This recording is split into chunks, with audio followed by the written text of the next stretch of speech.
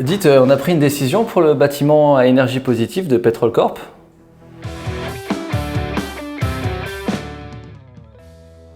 On sait qu'il est important pour une entreprise de définir ses valeurs. Comment faire une fois qu'elles sont établies pour s'assurer qu'on les respecte et en faire un vrai outil de pilotage?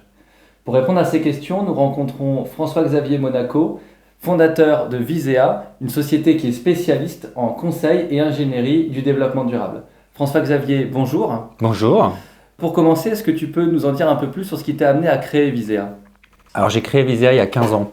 Mon ancien métier qui était de fabriquer des avions, des voitures, des trains et des armes n'était pas très logique pour notre avenir.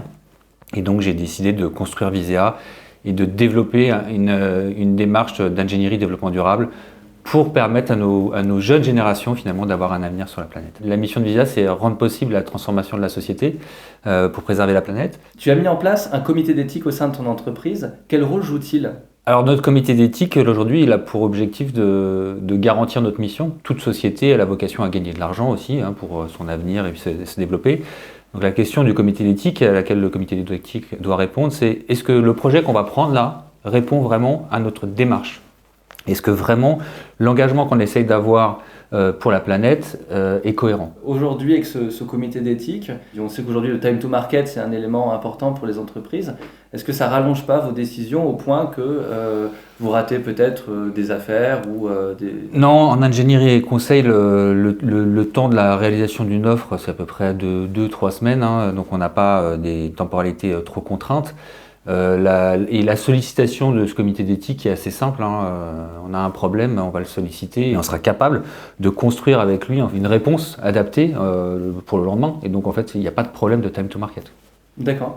Et donc comment ça s'organise dans la vie de l'entreprise? Qui participe à ce comité d'éthique? Quelle durée est-ce qu'il y a une durée pour répondre Ouais, alors c'est assez marrant parce qu'en fait la définition même du comité d'éthique a été assez complexe à mettre en œuvre. Qui va y répondre? Parce qu'en fait le comité d'éthique va quand même prendre des décisions sur les projets et va quand même se dire non, ça on n'y va pas. Donc il y a un moment donné, il y a quand même pour des gens qui sont responsables d'entité, c'est difficile pour eux d'entendre que des gens vont leur dire non, ce projet-là, tu ne pourras pas y aller, donc tu ne pourras pas développer ton entité avec ça. Et donc on a pris la décision d'avoir l'ensemble des associés qui sont dans ce comité d'éthique, des gens qui sont dans les strates managers, représentants en fait de la strate de chefs d'équipe, qui sont là pour justement animer ces équipes, mais aussi des salariés qui sont tirés au sort. On a notre responsable appel d'offres, et donc c'est l'ensemble de ces visions différentes qui vont faire qu'on va pouvoir répondre positivement ou non à des projets. Donc ils se réunissent. C'est une réunion? Ah non, c'est plus complexe que ça. C'est-à-dire qu'en fait, nous avons une mission, donc on connaît tous cette mission de rendre possible cette transformation de la société. C'est ancré dans l'intellect des gens qui sont chez nous. Comment chacun, dans son métier, va pouvoir se dire je fais un go-no-go, ça c'est intéressant, ça c'est pas intéressant, est-ce que ça c'est une bonne entreprise, est-ce que ça c'est pas une bonne entreprise, est-ce que je vais pouvoir l'aider, est-ce que ça sert à rien, est-ce que voilà. Et en fait, la position qu'on a prise dans ce comité d'éthique, c'est de se dire en fait, c'est pas le comité d'éthique qui va décider pour les autres.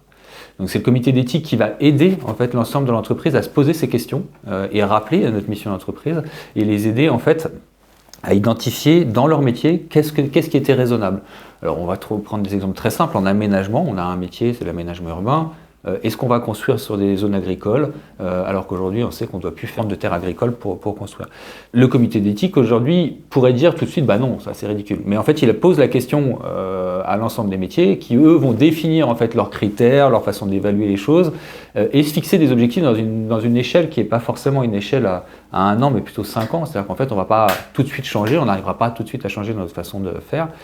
Mais en tout cas on va se fixer des objectifs à 5 ans qui sont différents. Est-ce que ce comité joue un rôle positif sur le management des équipes, sur l'engagement, sur la façon dont les équipes s'investissent peut-être au niveau des projets? On avait effectivement des retours de salariés qui nous disaient en fait ce projet-là, moi je suis pas très raccord quoi. Je pense qu'on est sorti de notre vocation.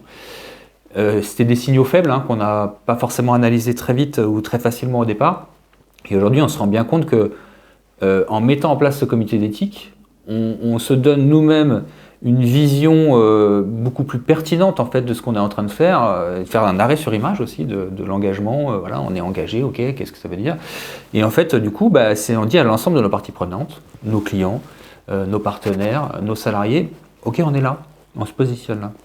Et c'est vrai que ça aide beaucoup parce que Les salariés aussi, eux, enfin voilà, on va parler peut-être ressources humaines, mais savoir quand on a envie de préserver la planète, qu'on est dans une société, on va pouvoir dire non, je ne ferai pas ce projet-là parce qu'il n'est pas cohérent par rapport à notre engagement, et savoir qu'en fait l'ensemble de la société se tourne là-dessus, c'est important.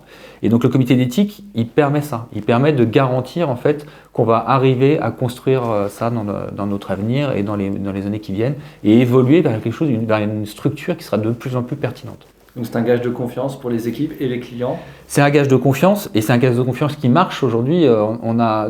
Plus on a renforcé dans ces différentes phases que j'ai évoquées vraiment notre cohérence et notre alignement par rapport à cet engagement qu'on a pour la planète, plus on a eu des retours positifs de nos parties prenantes, qu'elles soient clients, ressources, partenaires. Voilà. Donc cet engagement est de plus en plus fort, de plus en plus assumé, nous contraint sur certains moments, hein, c'est sûr, mais ça fait partie vraiment de notre volonté, et tout le monde nous suit, ce qui aurait pu être un risque, mais tout le monde nous suit aujourd'hui, et le comité d'éthique ne nous met pas en risque particulièrement. Au contraire, je pense qu'il nous guide plus qu'autre chose, quoi. Voilà.